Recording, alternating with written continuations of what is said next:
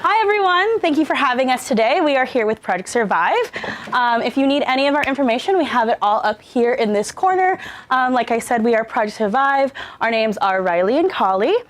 If you need to go see the Project Survive office for anything, we are located in Cloud Hall, 402C. If you want to go to our website, it is ccsf.edu/survive. Here's our phone number. And before we start, we do want to talk about the agreements that we want to have today, right? This presentation is going to be talking about a lot of things that could be potentially triggering. First, we are going to talk about healthy relationships, but first and foremost, we want to make sure that we have a safe space to talk about what is really important here, where we're going to keep that safe space. So our first agreement is to listen. We are going to be saying a lot of important things, but first and foremost, not only do we want to listen, we want you to listen to us, but we want to listen to you. This is a presentation that we do all the time. So we know the material, but we want to hear what you have to say. This is interactive, and it's important that you show us what you know as well. 2 is respect. Not only respecting us as your presenters, because we will definitely respect you as our audience and current students, but we want you to respect each other in this space, as well as the material we're about to talk about. This is important material, like we said, so please make sure that that's something that you're doing today. And then our last one, we unfortunately can't guarantee it, but we want you to make sure to protect each other. This potentially could be triggering. It could be people disclosing a lot of things that they may not have done before. So please make sure to not share any of this on social media. Don't gossip about it with your friends outside of class. If we can all agree to be in a safe space, we will all be in a safe space and protect each other through that. So if I can get some thumbs up, some head nods, that those are some things that we can do. Wow, everyone did it. That's great. Love it. All right, and without further ado, Riley, you want to start us off? Okay, so we're going to start off with something a little light. We're going to start off with a healthy relationship brainstorm. And so you can raise your hand, you can just yell them out if you're comfortable, but we're going to ask all of you to just give us what are some healthy qualities that you think make up a healthy relationship. And in this healthy relationship that we are talking about a dating relationship. Fun. Fun, absolutely. What else? Communication. Happiness, communication, yes, keep them coming. And a lot of these are going to come back to communication as well, and we're going to talk about that. Trust. Trust, absolutely. Respect. Respect. Love. Love, yeah, love or like. We're going to put like up there as well because maybe you're not there yet with your partner or you just like them. So we're going to put like or love, but a lot of times we also can love people and not like them very much. So bottom line, you should probably like your partner. Honesty. Honesty, yes. You can't have trust without honesty and vice versa. Absolutely. Huh? Boundaries. Boundaries, yeah. Being able to communicate again with your partner about what you like, what you don't like, what's okay with you, what isn't okay with you, and being able to assert those boundaries and have them be respected. Shared interests. Shared interests, absolutely. Yeah, you don't have to have everything in common with your partner, but you probably should have some things that you have in common. Huh? Independence. Independence, yeah. We're all individuals before anything. And so another one that I think goes into independence that I think is really important is space. We all need our space. What else? Friendship. Friendship, yeah. Friendship is so important. Respect. Respect, we got that up there, right? No? No. No? I forgot it. Sorry. Respect. Sex. Sex. Yes. Absolutely.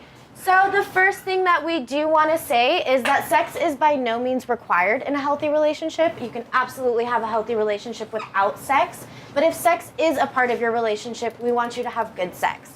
And so good sex has 3 components. And the first is that it is consensual. The second is that it is safer. And the third is that it is mutually satisfying. So before we kind of break these down, can someone give me the definition or tell me what consent means? An enthusiastic yes. Yes, an enthusiastic yes, absolutely. What else? Ongoing enthusiasm. Ongoing enthusiastic yes. What else? What are you doing when you're giving consent? Permission. Yeah, you're communicating with your partner, but you're giving them permission. So it's an agreement or permission for someone to do something to or with you. And so we heard ongoing and enthusiastic. And so, yes, consent, we like to say that it's a marathon, not a sprint. It's ongoing. It's something that you have to get throughout the entire process. Just because you consent to one act does not mean you consent to all acts. In 2015, California passed the affirmative consent law, which applies to all California colleges receiving state or federal funding. And that affirmative consent law says that there has to be an enthusiastic and an ongoing yes throughout the entire process. It also says that if there is an absence of a yes, so there's a silence or a maybe or I'm not sure or I'm uncomfortable, that is not a yes. And so you need an absolute enthusiastic ongoing yes throughout the entire time. Yeah. Any questions on consent? No? Awesome. Okay. And so safer. So we don't say safe, we say safer instead because there is no 100% safe sex.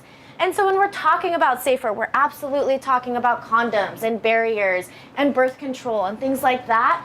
But again, safer is going to come back to communication and being able to talk to your partner and communicate with your partner, again, about what you like or what you don't like, and ensuring that you feel safe when you and your partner or partners are having sex. And lastly, mutually satisfying, pretty self-explanatory. We want to make sure both or all people involved are having a good time. We want everyone to come out of there feeling fully satisfied. Any questions on good sex? What's number 3 say? Mutually satisfying. So we can put mutually satisfying or fun for all. Yeah. Rewind it so it's You want to be clear. having fun when you're having sex. Okay, back to this whole healthy relationship part. What else do y'all want to add? Sense of humor. Sense of humor, yeah.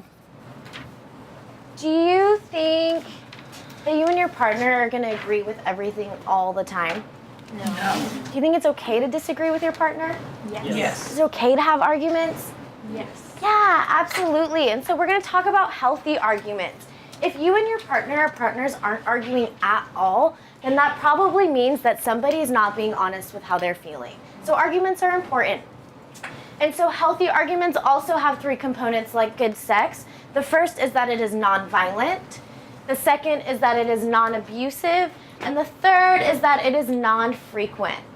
So before we go into violence and abuse, or nonviolent and non-abusive, in terms of frequency, we cannot tell you what's too frequent or not frequent enough in your relationship. Again, that comes back to communication and being able to talk to your partner about what works and what doesn't work for you. But if you and your partner are having the same argument over and over and over again and not ever really reaching a common goal, then it's probably not a healthy argument. And so we separated nonviolent and non-abusive. Can someone tell us why? What's the difference between those two? Yeah. Abuse isn't always violent. Yeah, absolutely. Perfect. So exactly, when we're talking about violence, we're talking about physical force. So physically harming someone or using your physical form to intimidate someone. And when we're talking about abuse, unfortunately, there are a lot of different ways that we can abuse one another. And so we have things like emotional, psychological, verbal abuse, spiritual abuse, financial abuse. We do also have forms of abuse that are violent. We have physical abuse, we have sexual abuse. So the two can absolutely go together. But the other distinction that we want to make between these two is violence can be a one-time thing. It can occur only once. But when we're talking about abuse, it's a pattern, it's a cycle, and it's something that's ongoing. So we just want to make the distinction between those two. Yeah, thank you so much. The last thing that I want to add with healthy arguments is if you feel unsafe at any point for any reason in an argument, that is not a healthy argument. And if you are feeling unsafe, then that probably isn't a healthy relationship either. And that might be something that you want to look into. Yeah? Any questions on any of that? Yeah. What would spiritual abuse look like? So spiritual abuse would be, for example, like limiting or not letting someone access or practice their faith.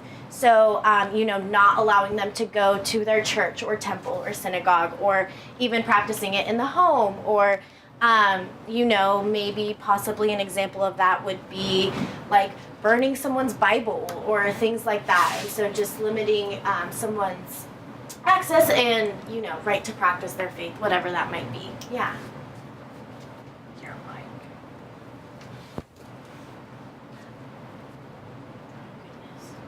As far as healthy relationships go, could you include compromise on that list? Compromise? On what? Oh, put compromise? Oh, absolutely. Yeah, compromise or accommodation.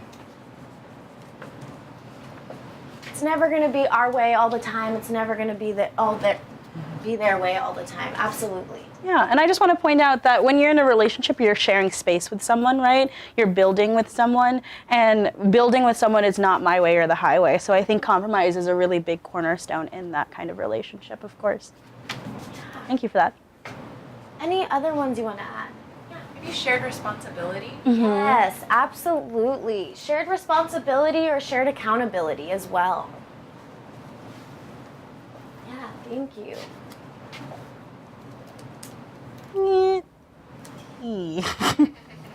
That's fine.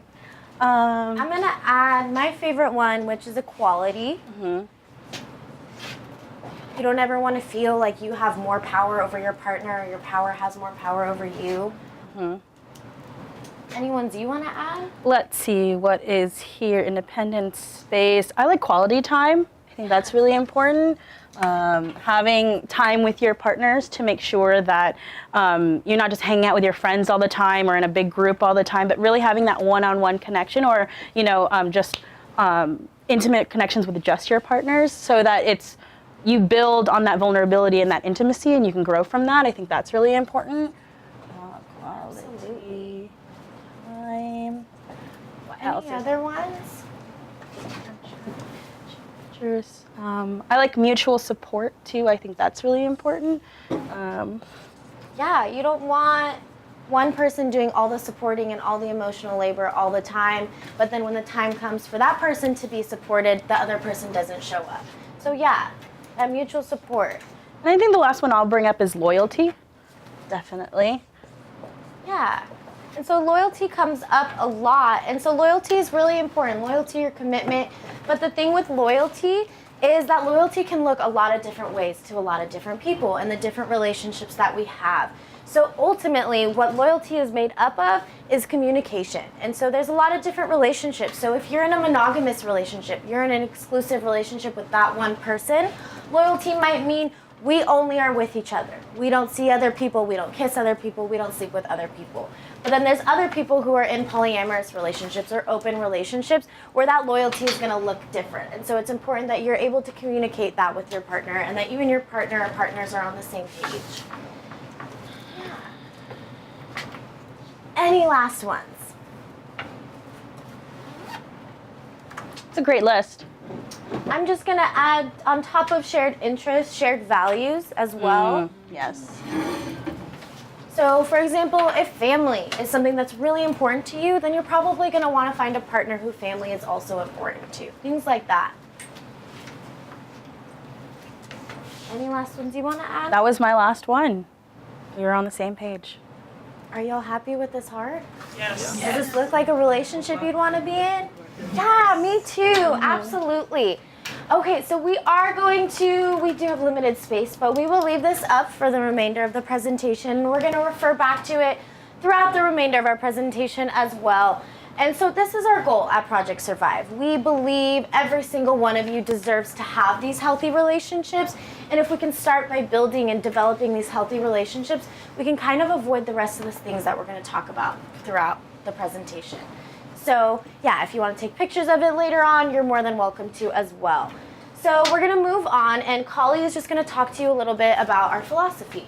Yeah. So here at Project Survive, like we said, this is the cornerstone of what we want to talk about, right? This is a relationship. This relationship, the way that it looks on this heart, is something that everyone deserves. It's everyone's right to be able to have one.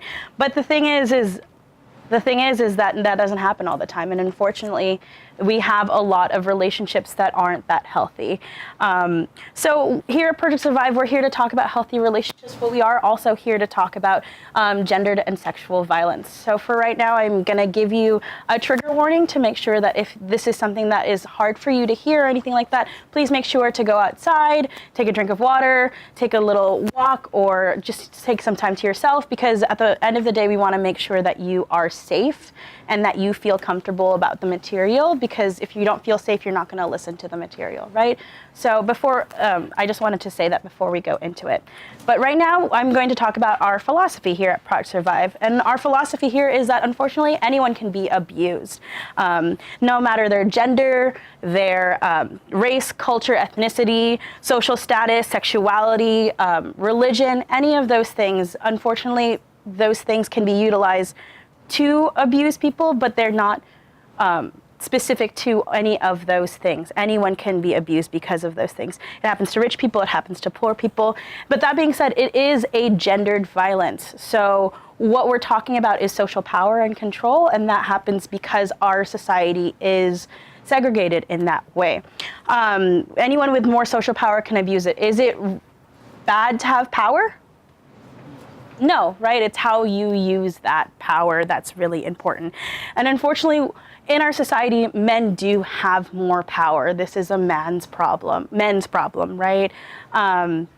So when we are seeing abuse happen in the world, we are seeing that men are generally abusing men, women, and children. If a man is being abused, he's generally being abused by another man. A woman can abuse men, but if that does happen, it happens because they have another social power holding over the man. When women abuse other people, it's generally women and children as well. What's it called? And we believe that violence and abuse is not a cultural issue or a cultural value. It happens everywhere. So to say that one group of people experience violence and abuse more than another, that's not true. What it is it's just more visible, and we've used that in media to stereotype folks. So since we are talking a lot about gender, we want to make sure that everyone is comfortable with the idea of gender. And we're going to talk about pronouns. Who here knows what pronouns are? Great. Can anyone tell me what pronouns are? Pronouns are the way that any one person wants to be referred to. Like some examples are like he, or she, or they, or thee, or it. Perfect. Yeah, exactly. It's what you want to be called when someone is not using your name.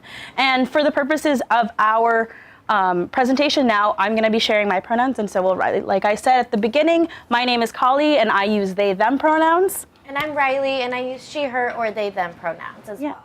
Awesome. We are talking a lot about gender, so it's important to make sure that everyone knows.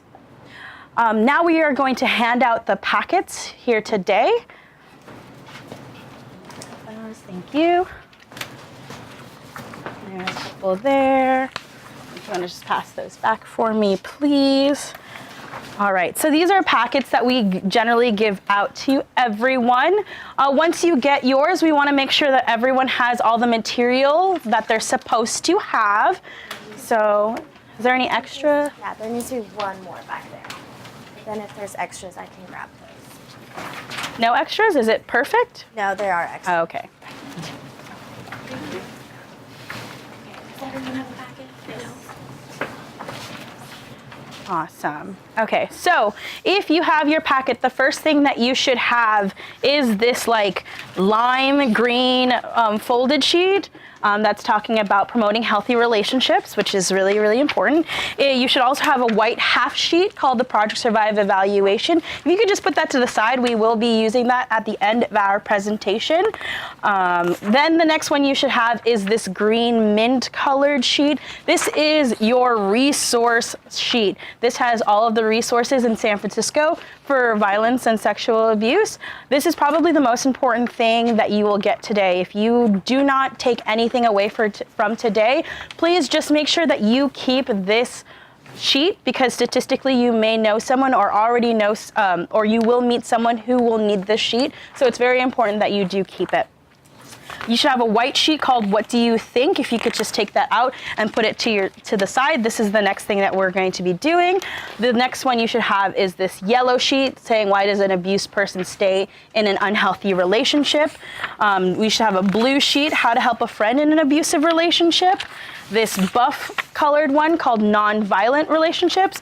And last but not least, this salmon colored sheet that is called Cultural Differences and Interpersonal Violence in the United States.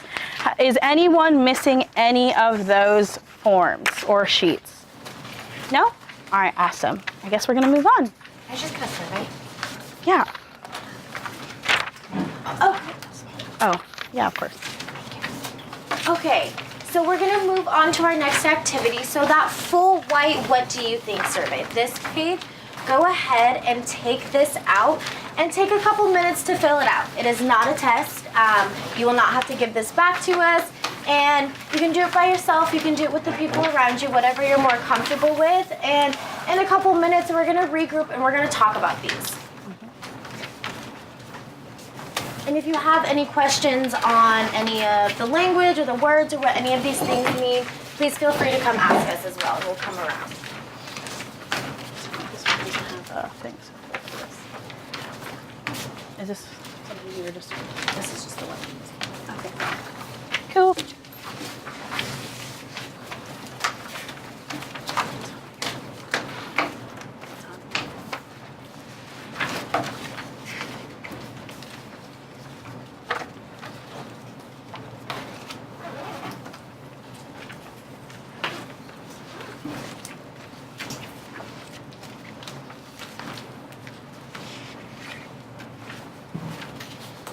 Okay, so it looks like everybody is finished. And so the first thing that I want to start off by saying is that we disagree with every single statement on this list.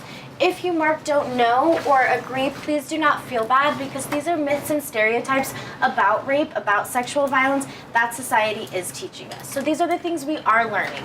And so that's why we're here to have this conversation, to dismantle these and have a conversation about why we do disagree with every single one of them. So there are a couple that we want to go over specifically, but I just want to make sure that we get the ones that y'all marked agree or don't know on first. So which numbers did you mark agree or don't know on? Number one, will you read it for me, please? Rape is caused by uncontrollable sex drives. Thank you. So does everybody know what a sex drive is? Yeah? No? Okay, so a sex drive is how horny you are. It's how turned on you are or how much you want to have sex. And so as human beings, we totally understand that sex drives can be really, really strong. But we also have the wonderful ability to control them. So the key word here is uncontrollable. And so let's say, for example, you and your partner are out to dinner with your entire family, and all of a sudden you make eyes at each other and you're in the mood. Are you going to clear the dinner table right then and there and have sex with your partner? Probably not. You'll probably be like, we'll put a pin in that. We can take care of that later. Or if you and your partner are at the top of Twin Peaks having sex in your car, it's all windows are foggy, cars rocking back and forth, and then all of a sudden you hear, and there's a flashlight in your window and it's a cop. Do you think you're gonna say, officer, hold on, 2 more minutes, my uncontrollable sex drive is kicking in, I need to finish really quick? Probably not. If you are, you're bold. Or if your grandma walks in, you're not gonna say, Grandma, 2 more minutes, my uncontrollable sex drive is kicking in. You're probably gonna get dressed and address the situation. Or if it's your anniversary, there's roses, there's candles, someone's foot knocks over a candle, and now the curtains are on fire. You're probably not gonna say, babe, 2 more minutes, my uncontrollable sex drive is kicking in. You're probably gonna get out of the burning building. And so I know these scenarios are silly, but that's their purpose. And so the whole point of them is if you can stop for an authority figure, if you can stop for a fire, if you can postpone it because your entire family's there, if you can stop when your grandma walks in, then you can absolutely stop when someone says no or when someone tells you to stop. Yeah? The other thing here is that this is talking about rape in relation to sex drives. So rape has little to nothing to do with sex, with sexual desire, with sexual orientation, any of those things. Rape is about power and control and domination and using that to take away somebody else's power. Rape is an action. It's a decision and a choice that somebody makes. Yeah? Any questions on that? No? Okay, cool. What other ones did you mark agree or not sure on? Yeah. 7B said sex workers perform sex for money, they cannot be raped. Perfect, thank you so much. So we absolutely disagree with this. So first I just want to ask, does everybody know what a sex worker is? Yeah. Can someone give me an example? A prostitute. Yeah, a prostitute, absolutely. So that's one example of a sex worker. Also people who work in porn, people who are strippers, people who work at sex toys. Sex work is a very diverse industry. But here we are talking about someone, for example, a prostitute. And so the first thing that I just want to ask is, are sex workers people? Yeah. Do we all have the rights to our own body? Yes. Do we all have the right to say no? Yes. Yes, absolutely. Sex workers have that same right. Sex work is work. It's a transaction in the same way that you would go buy your coffee from someone. And maybe in that coffee shop you'll see a sign that says right to refuse service to anyone. Sex workers also have that right. And so if I'm a sex worker and I consent to acts A, B, and C, and my client is paying me for A, B, and C, but then my client goes on to do X, Y, and Z without my consent, that is rape. And because sex work is criminalized in our society, do you think sex workers are more or less likely to go to the police? Less, a lot less likely, because either what we see happen is, one, they won't be believed, or they will be the ones that ultimately get arrested because the nature of their work is technically illegal. And so people are well aware of this vulnerability that sex workers face, and so we see extreme rates of violence against sex workers. Yeah. What other ones? A person always knows that they've been raped. Perfect. So number 8, thank you. So there are a lot of different factors that can go into this one. One would be if a person was drugged or if they were unconscious and they have no memory of of being raped. They might not know that they've been raped.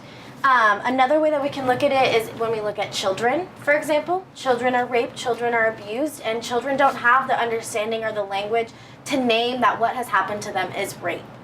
Another one would be people not knowing. A lot of us don't know the legal definition of rape.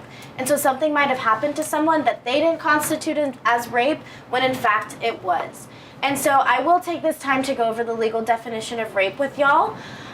So this is a lot of information, so bear with me. So rape laws are state laws. They're different in every single state, and so it is very important to know them in whichever state you're living in, or if you've just moved or plan on moving. So California defines rape as any forced penetration, either anally or vaginally, and that can be done with a body part or a foreign object. So a foreign object meaning anything other than a body part. Also forced oral copulation, meaning if a person forces you to give them oral sex, that is also rape. If a person says no and the other person continues, that is rape. With the affirmative consent law, under that law as well applying to those California colleges, if there is an absence of a yes, then that other person continues, that is rape. If the person is under the influence of drugs or alcohol of any kind, if they are under the legal age of consent, which is what in California?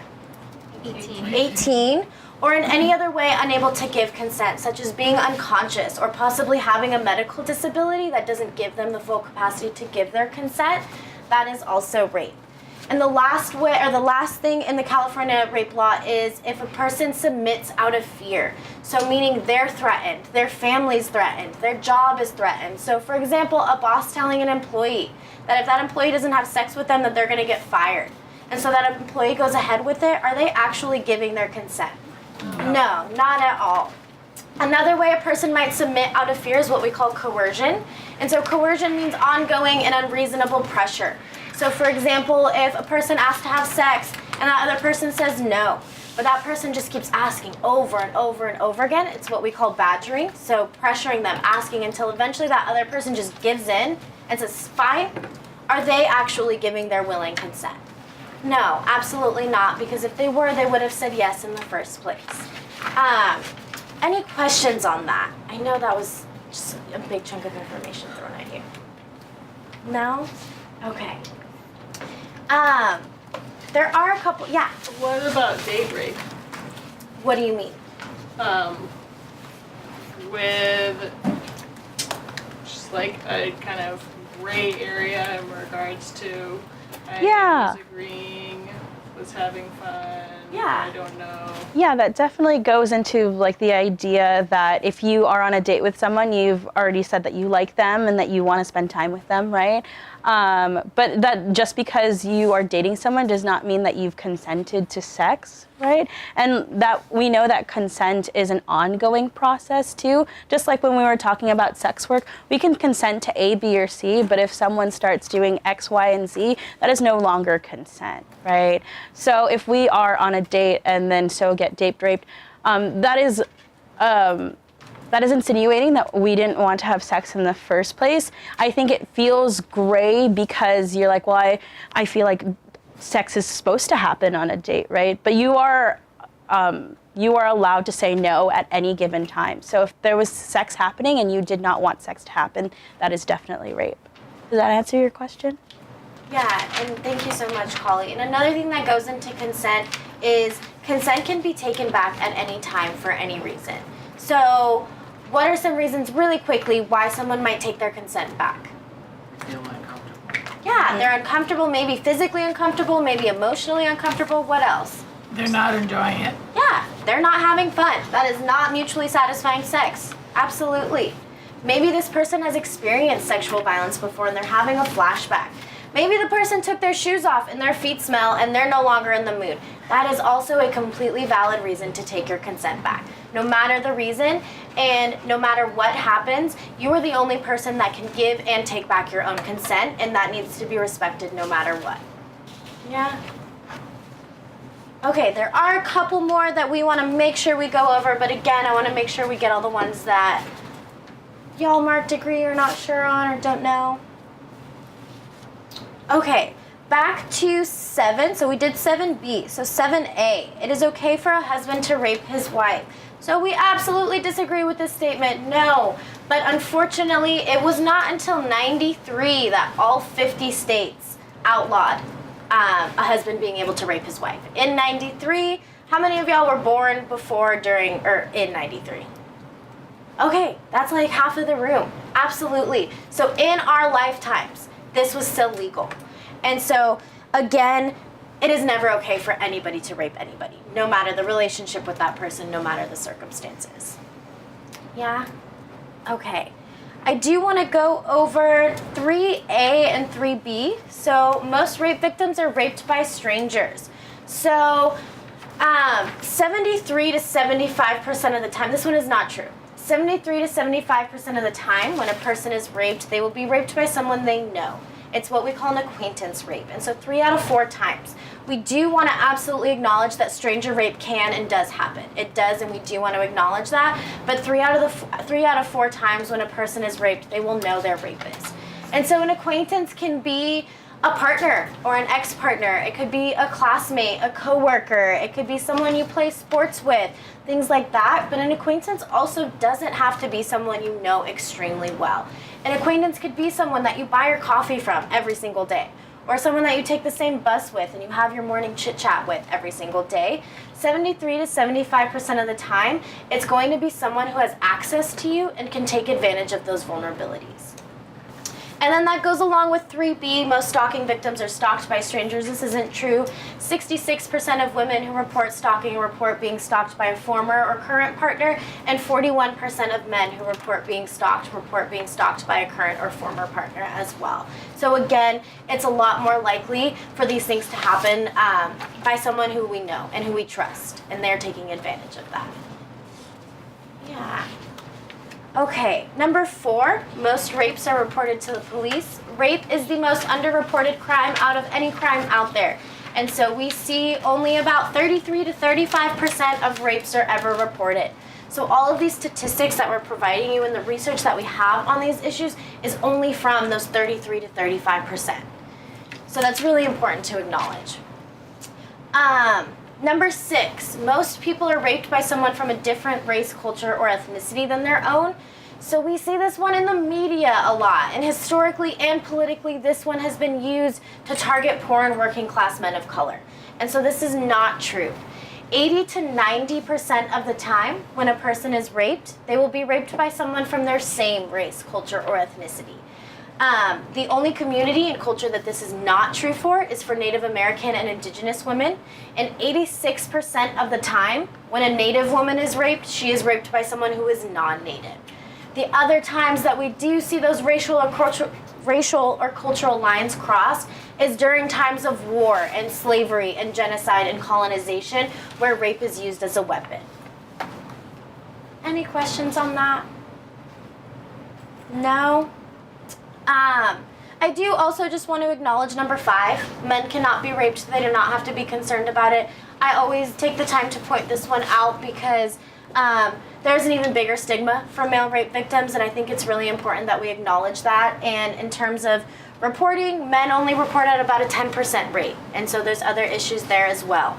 But 10% of the people that the San Francisco Rape Crisis Treatment Center sees every year are men. Okay, anything you want to add? I just want to call attention to, which one is it? Anyone who first agrees to sex and then tells a partner to stop is partially responsible if the partner does not stop and so commits rape. I think that kind of goes into the date rape thing that we were talking about, right? That consent is ongoing and that you can take it back. I just wanted to make sure that we connect that it concerns consent as well.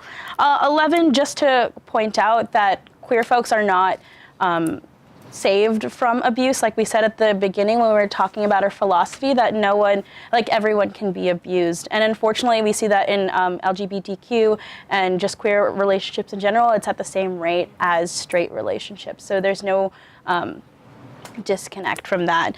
Yeah. I think that's Thank the only you thing so that I have to much. say. Any last questions or comments from y'all? No? Okay, now you can turn this wonderful piece of paper over, and all of the statistics, all of the information, all of the research that we have is on the back of this. The legal definition of rape is in bold under number 7, because I know that was just a lot of information to take in. So if you want to look at that as well, we do update our statistics and our research as soon as new ones come out. So feel free to fact check us as well. But hold on to this and yeah, take a look at it. Yeah. And so we've kind of talked about relationships and we've looked at certain situations and stuff. And so now Colleen's going to take y'all through a potential first date situation. Yeah, so we're gonna do, I know we just talked about a lot of information regarding rape and sexual violence, but we are gonna do something a little bit more fun and interactive. We're gonna do a role play, and it's not as sexy as it sounds, but it is gonna be fun. So I'm gonna give y'all the scenario before you volunteer, but we will be needing 2 volunteers from the audience to help us out. But the scenario is we have Pat, who is 23, a student here at CCSF, who has a class with Chris, who is 18.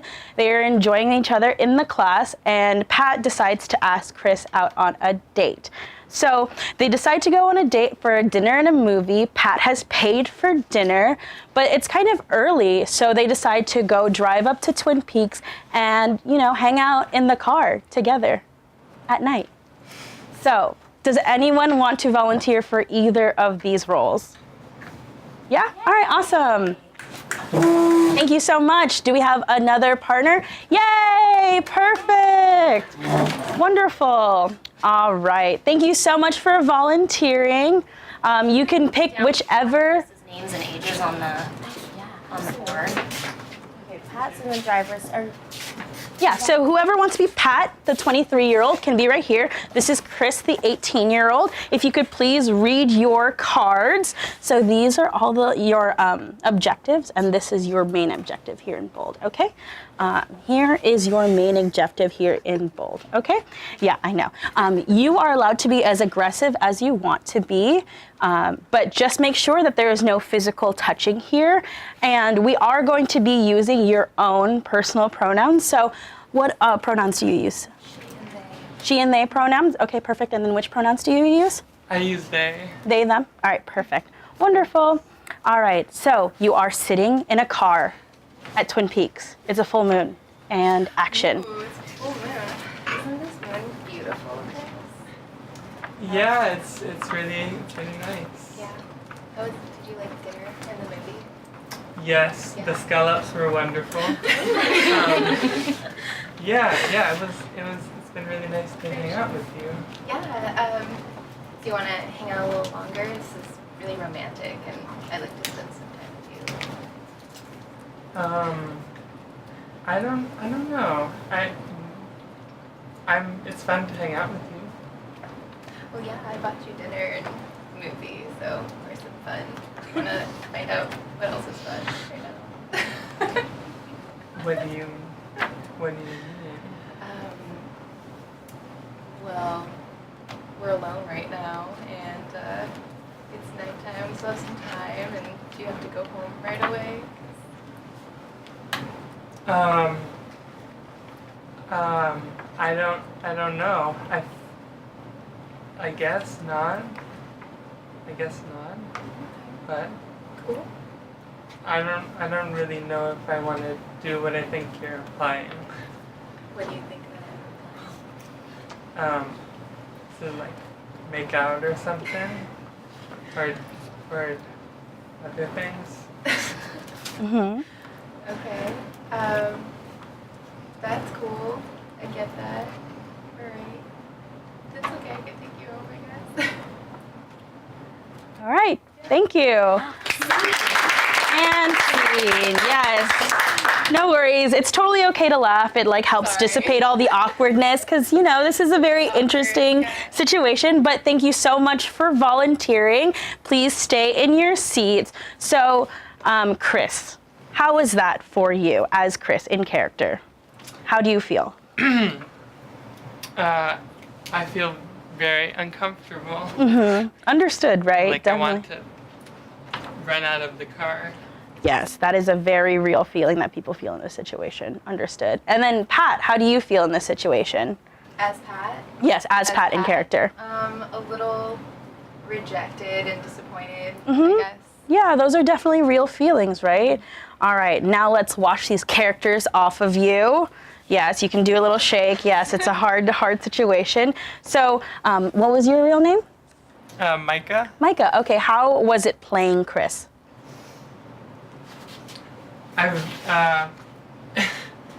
It's hard. Mm-hmm. It's not like easy, and I also like I know it's not a real situation, but it also is real because Yeah. I've been in a situation and a lot of people that I care about have. Mm-hmm. And it's interesting how even though we're just acting it out, it still feels like it triggers. It Yes. brings up a lot. Definitely. People Yeah. always feel like they're uncomfortable, like you said when you were in character, but even outside of character, it can feel uncomfortable, right? Because your heart starts racing because you don't know what that other person's about to say. Very much so. I totally understand that. And what was your real name? Jacqueline. Jacqueline. So how was it feeling playing Pat? Cringy. Yes. Super cringy. It's hard to be on the other end of that. Mm-hmm. To just try to be that kind of person. I Mhm. don't know how people can do that. You know? Definitely. Yeah. Very much so. We've seen these situations before in media, in different tropes, right? And we definitely see that this Pat's character can definitely be much more aggressive than you actually were in this scenario. So thank you so much. You're more than welcome to go back to your seats. Yeah, I can grab those from you. Thank you. All right.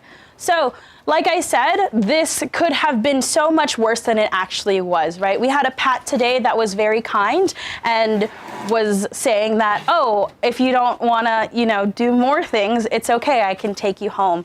But generally, if this situation were to happen and there was a sexual assault or a rape that happens, who's the only person that could stop this? Would it be Chris? No, it would be Pat, right? The aggressor is the only person who can prevent a rape or an assault to happen. Unfortunately, when we do see these happen, everyone who sits in this chair always says that it's icky and weird and uncomfortable to be that kind of aggressor. And yet we see this happening multiple times in society. And so it's interesting that even when you role play it, it feels uncomfortable, but it's an occurrence that happens almost every day. Just some food for thought. But even though we're not here to blame the victim or the survivor, we do want to talk about some kind of evasion tactics to make sure that Chris is safer, that they're not in a space that feels unsafe. So what are some tactics that we can use to make sure that Chris is safe? Yes. Let a friend know that you'll be with somebody and maybe let them know what they look like sneak a picture or something. Yeah, definitely. There's a thing on the iPhone, if you have an iPhone, that you can share your location with friends. That's something that you can definitely do.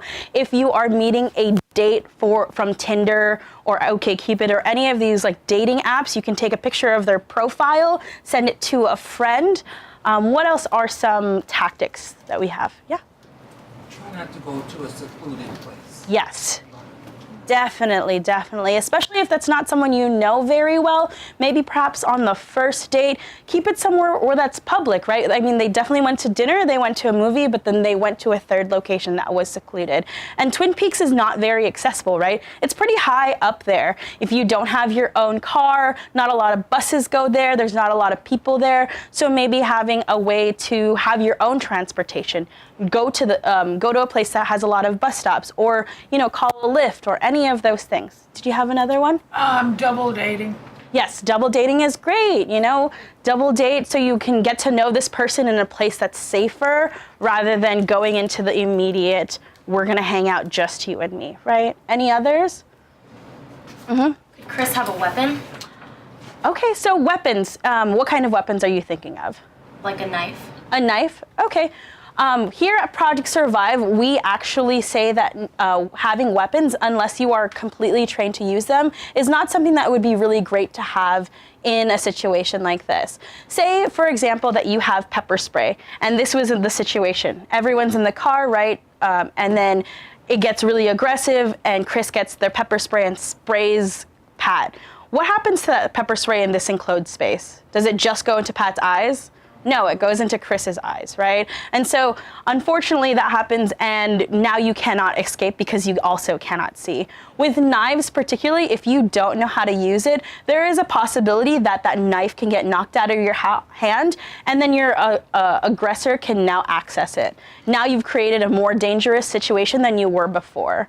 So here at Project Survive, we like to say that we can just use our bodies through free self-defense classes.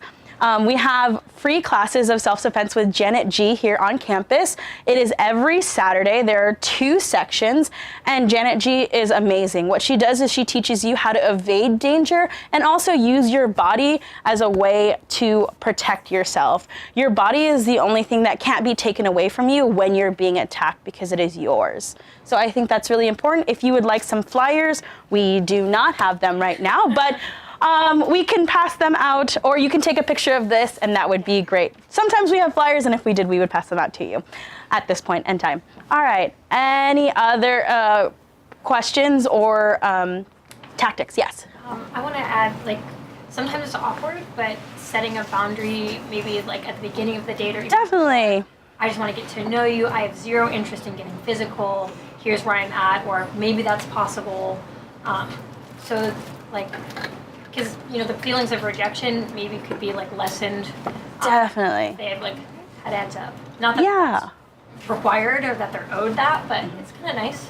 Yeah, I think what you're saying is really important. I think it should be something that we integrate in our dating lives much more often. That goes back to communication and communicating your boundaries. If you're going to start a healthier relationship with someone, if you want to say it at the top of a relationship, you should be able to do that. The fact that it feels awkward just goes to show how a lot of relationships do not know how to navigate communication, honesty, boundaries, and all of these things.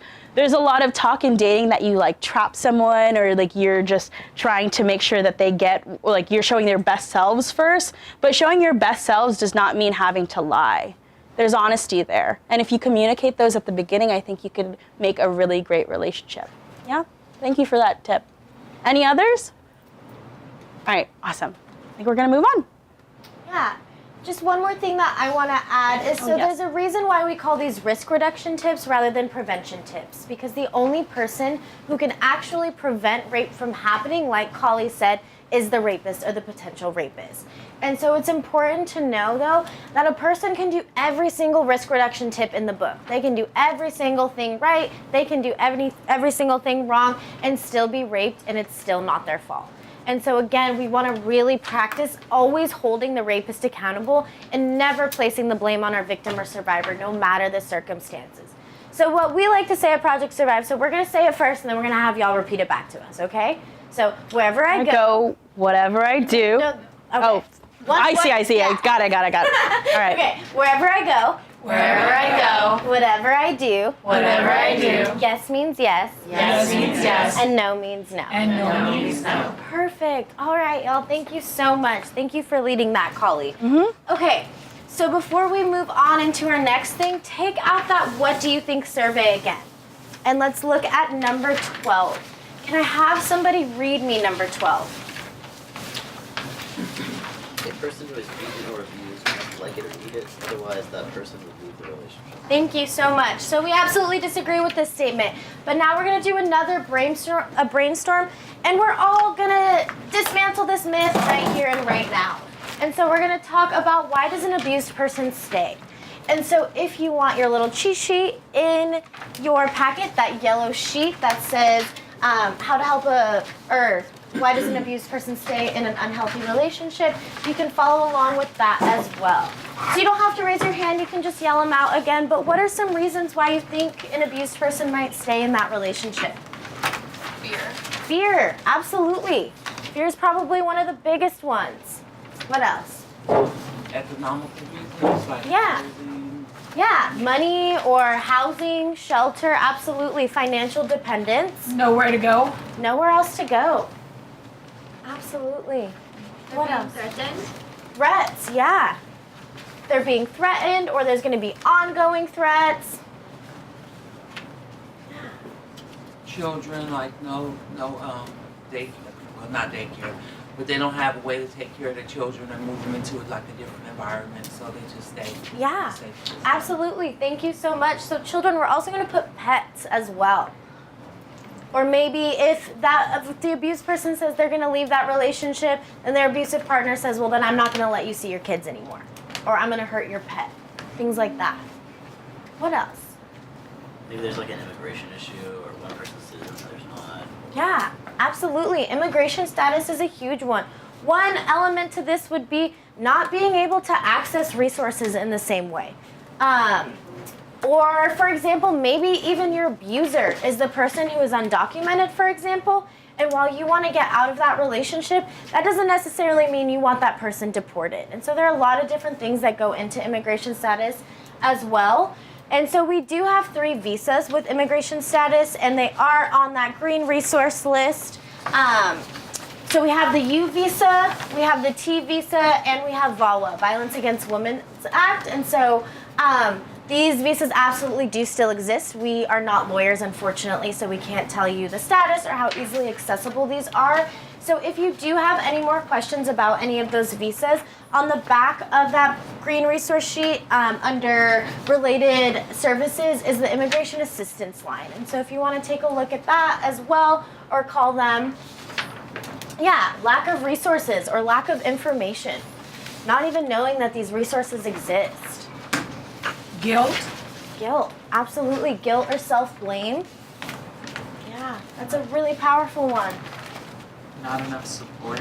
Yeah, not enough support, lack of a support system. One of the things I'm gonna add that goes into lack of support a lot of times is I wanna add isolation.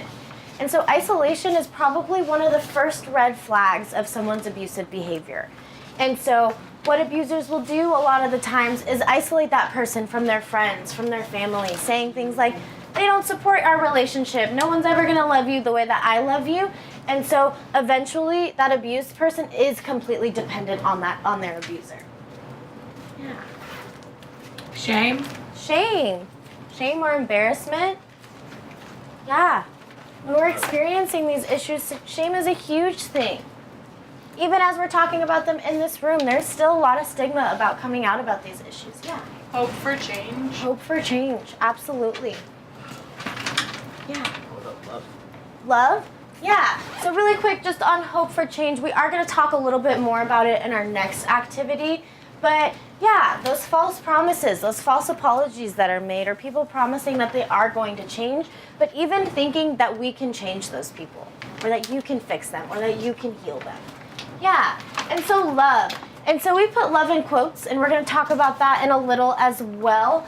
Because while the abused person can absolutely love their abuser, and most of the time they do, what the abuser is giving in return, that is not love. And this is love. This is what love is supposed to be. And so it's kind of this false notion of love coming from the abuser. And so we're going to talk about that, and that's just why we put it in quotes. Yeah. What else? HIV status. Yeah, HIV or STI status. Absolutely. And so a lot of these things, HIV status, STI status, or just any health status, can go along with outing as well. But yeah, if you're in a relationship with a partner and they know these things about you and you say you're gonna leave this relationship, and they threaten to out you to your friends, to your family, to your workplace. What a terrifying thing that can be. Yeah. What about codependence? Codependency, okay. So we like to refrain from using the word or the term codependence because co means that both people are contributing to this issue and both people are getting something out of it in some way. And in this situation, the abused person is not getting anything out of this. And so let's say that there is substance abuse that's involved in this situation. So maybe this person is being physically abused by their partner, but their abuser is also the person that supplies them with drugs. And so while they may be codependent on their partner for the drugs or the alcohol, they're not codependent on that person for the abuse that is happening. And so we try to refrain from using that word when we're talking about abuse. Does that make sense? Yeah? Okay, cool. What other ones? Any you want to add? Yeah, I would like to put in patterns of abuse. A lot of the times we see that there's violent households because people can't break from the cycle of violence. And so it is the model of love that we see in our lives, right? And so when we see these patterns of abuse over and over and over again, we kind of think that that's what love is supposed to look like. So when we go out and we have our own kinds of relationships, that is what we think love is. And therefore, we propagate these ideas that this is what it's okay. I think that's a very good one to put up here. Yeah, absolutely. And just to piggyback off of that as well, unfortunately, if you have experienced abuse at any point in your life, you are more likely to experience it in the future. So like Kali said, if you grew up in an abusive home, you are a lot more likely to end up in an abusive relationship because we don't recognize those things as abuse. As Kali was saying, we learned that that's how someone shows you they love you. That's how someone shows you that they care about you. And so when those things start happening in a new relationship, when that abuse comes, you might not recognize those as red flags. And so we want to acknowledge that as well. I want to put in family and cultural pressures, sometimes religious pressures as well, because these are the communities that we live in. Sometimes it's frowned upon to get divorces or leave long-term relationships or leave if you have children. And there's just a lot of guilt and shame in that as well when we've talked about that. But it is also the pressure of other people because they don't see the violence because it happens behind closed doors, because a lot of people think that this is a private issue, but if someone's being harmed, it's not necessarily very private. It's a systemic issue, right? So I think that's really important to put up here. Absolutely. Thank you. Any other ones? Religious. Never spell. I do also just want to kind of come back to outing, for example, around sexuality or gender identity as well. If you're in a queer relationship, for example, you're going to be out to your partner. But if you are saying that you're going to leave that relationship, then again, they can out you, threaten to out you to your friends, to your family, to your workplace. And what a scary thing that can be. Same thing with gender identity as well. Any last ones y'all want to add? No? Any last ones you want to add? I think this is not a good list, but it is a robust list, I'll say that. Absolutely. And I want to acknowledge that usually so many of these things are happening at the same time. All of these reasons, all of these things are interplaying together. It's not just, oh, someone is just afraid. They're afraid because they're financially dependent on this person, because they have kids, because they're being threatened, because they are hoping that their partner is going to change. And so these are really complicated issues. And so just bringing it back to number 12, y'all just came up with so many reasons. And there are even more than this list that we came up with, but so many reasons of why we disprove number 12. If a person is being abused and they less like it or need it, otherwise that person would leave, we just came up with so many reasons why a person might not leave that relationship. Yeah? Okay. So now we are going to transition from this one, and I'm going to let Kali take it away. Yeah, so we are going to do another role play, but don't worry, we don't need any more volunteers. It'll be just me and Riley, but Riley will be playing Alex and I will be playing CJ. Do you want to write my skeleton for me, please? That'd be wonderful. Thank you. So we are going to be going over the cycle of violence right now. So if you could please take out your green resource sheet and then that blue sheet talking about, what is that one called? How to help a friend in an abusive relationship. So I will be playing CJ. I am a different peer educator, and I had a friend, Alex, who wanted to talk to me about their new relationship that they were having. Everyone have their sheets out? Okay. Awesome. If you could make sure to turn it to the point where there is a diagram. We will be going over the diagram here on the board, but we would love it if you could follow along with us. So, me as CJ, we're talking to my other friend, peer educator, Alex, and they were talking to me about their relationship with their partner. You want to talk about it? Yeah. So, me and my girlfriend Jamie, when we first got together, things were really good. They were exciting. I felt like I had finally found the person that was just my match made in heaven. They would be really sweet to me, always buying me flowers and gifts and compliments, things like that. But recently, things have just kind of been really stressful for Jamie, and unfortunately, she tends to take it out on me. And when she gets upset, she tells me things that, like, I'm worthless, that I don't matter, that nobody else is ever gonna love me. And she never hits me, but it still feels really overwhelming at times. And recently, I decided that I was gonna leave this relationship, and when I finally did bring it up to Jamie, she suggested that we go to couples counseling. And so I just don't really know what to do. Yeah, I totally understand that. That's really hard. What you're going through, what Alex is going through, is called the cycle of violence. And what started to happen was that there was this honeymoon phase, this phase that we start to call hearts and flowers. This is when you start dating someone, you show the best parts of yourself, right? You want to go out all the time. You want to make sure that you like each other. You're trying to make sure that you're building something great. And then somewhere along the line, if it's an abusive relationship, tension starts building. And this can happen anywhere between a couple of weeks, a couple of days, maybe years down the line, maybe even after you're married, because we have a lot of things that happen in our lives that are stressful, and sometimes we don't have healthy coping mechanisms to deal with those things, right? So tension starts building, and it feels like that feeling of walking on eggshells, that you can't do anything right. And then somewhere along the line, an explosion happens. And this may not be physical, like we said, but it can happen. And then what happens? You hear, babe, I'm so sorry, that wasn't me. I was really stressed at my job today. You get these false apologies and false promises. And then it goes back to being okay. We're the honeymoon phase where everything feels good again. But most of the time, tension starts building up again, then into an explosion, and the cycle just keeps going over and over and over again. And eventually, the honeymoon phase doesn't happen anymore, and you cycle back between explosion and tension building. And it doesn't happen all the time, but that explosion can end up being physical. Some people have also said that they don't even experience the honeymoon phase at all, that it goes straight from tension building to explosion, and that cycle just continues. So I told Alex that there are a lot of things that can happen. We can have a lot of resources like there are on those green sheets, and we have things for the abused person and the abuser, or the person who's abusing.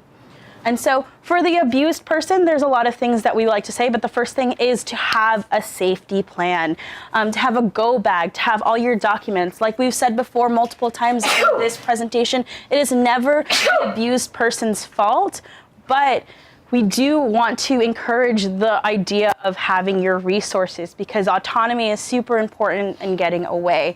The next one is individual counseling, because we actually don't believe in couples counseling here at Project Survive, and I'll explain that in just a little bit. The next one is support groups. Those are really good to making sure you build a community, and also just meeting other people who've gone through the same thing. Understanding that you're not alone is really, really important. And here in San Francisco, on that sheet, we have a lot of shelters. We have La Casa de las Madres, we have Riley Center, we have Women Inc., we have Asian American Women's Center, and a lot of those also have different languages as well. So make sure to look at that if you know someone who is in need of those resources. Did I forget any of them? I do just want to clarify that Woman Inc. is not a shelter. Yeah, just so those three. I'm running out of space. But For sure.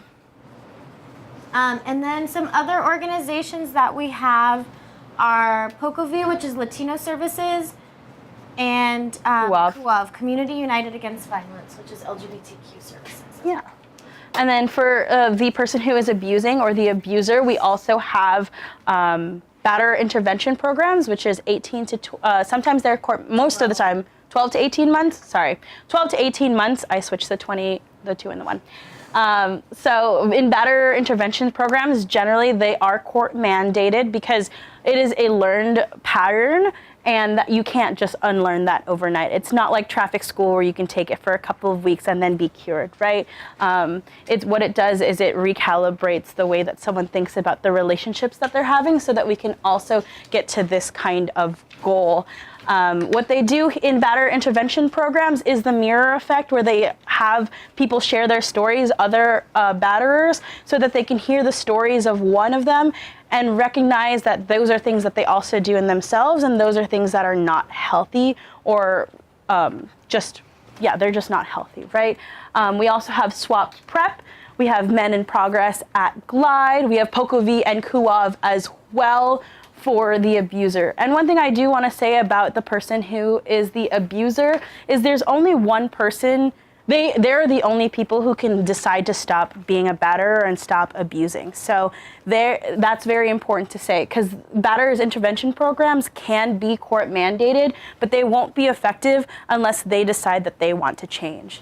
And back to no couples counseling. Like I said here in the abused person, for individual counseling, we recommend individual counseling because when you're in an abusive relationship, if you're in a couples counseling session and you talk about how this person is abusive to you, what do you think happens when you're no longer in the safety of a therapist's office? What happens when you go home? You beat up. Yeah, there's retaliation, right? There's a lot of risk for that, and it just makes a situation that was already dangerous a lot more dangerous. So what we like to do is make sure that if you're in an abusive relationship, that couples counseling is not utilized as a resource because it just won't benefit you. Do you have anything to add? Yes. Question. A question about the batterers programs. You said that a lot of they're court mandated. Are there any that are voluntary? I think they all should be voluntary. Yeah. There are voluntary options among all of them, but what we see with abusers is that we don't really see abusers waking up one day and being like, maybe I should go get some help. A lot of times, these things are going to be court mandated, and just because they're court mandated doesn't mean people are even following them. And as we know, as we talked about earlier, is how many of these instances are being reported, cases of rape, cases of violence, cases of abuse. And so, so especially in the ones that are court mandated, if we don't see these being reported a lot of the time, then we don't see these being court mandated a lot of the time either. And so there is absolutely work to be done. Yeah. So if somebody was unfortunately an abuser in a relationship and maybe it was a one-time thing and they're looking to make a change about that, what would be the best resource for them to go and seek?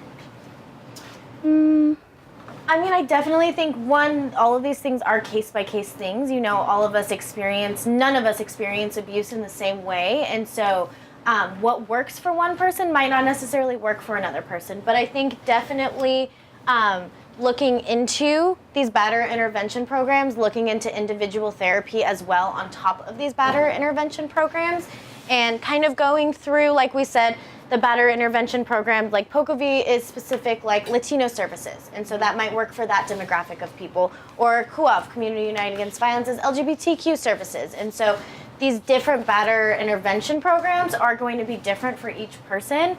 But I think ultimately the first step would be absolutely acknowledging, and taking accountability for the abuse that the person has caused, but then, looking at this wonderful green resource sheet, or even doing your own research further than this green resource sheet on a program that you think might work for you or for that person. And in the ways that like Narcotics Anonymous and Alcohol Anonymous have support groups, I'm sure that in the city of San Francisco, it might even be on this resource sheet. I would have to take a second look, but I'm pretty sure that there's support groups for folks who are experiencing the understanding that they are or have been abusive before and want to just talk about it. Because I think that's the end of it, right? It goes back to what we've been saying this entire time is communication. There's something that needs to be said and there needs to be communicated. And I think that's what's really important, what we're trying to talk about right now. Yeah. And the last thing that I actually do just want to add again, like why these programs are so long and intensive is because this person is unlearning an entire lifetime of abuse. Most abusers have also been abused themselves. It's a learned behavior. But I do also want to make sure that we make the distinction that most people who are abused don't go on to become abusers. But again, that is just kind of why these programs take such a long time. All right. Any questions? All right, well, thank you so much for listening to our presentation today. If you like what you saw today, this is actually a job on campus. All you have to do is take 2 different classes. One is Women 54, which is Politics of Sexual Violence, where you go in depth about all of the social indiscrepancies around sexual violence. And then there's also Ending Sexual Violence, which is kind of a class where you go more in depth about that and learn how to give this presentation as well. And it is the highest paying job on campus, and we would love to have you join us. So if you would like to sign up for that, you can take pictures of these sheets, but also you could put your name, phone number, and or email address on this sheet, and we will have someone contact you about that information. Yeah, and then the last thing that we need from you, the only thing that you have to give back to us is that halfway evaluation sheet. So if y'all could take a couple minutes just before we leave to fill out that half sheet. You do not have to put your name on it, but please do put your gender. And we read every single one. These are how we make our presentations, how we work with what is working for y'all, what isn't working for y'all, what we can do better. And so we really do appreciate you taking the time to fill those out. And then I think that's it. Yeah, thank you so much for having us. Yeah, thank you all so much.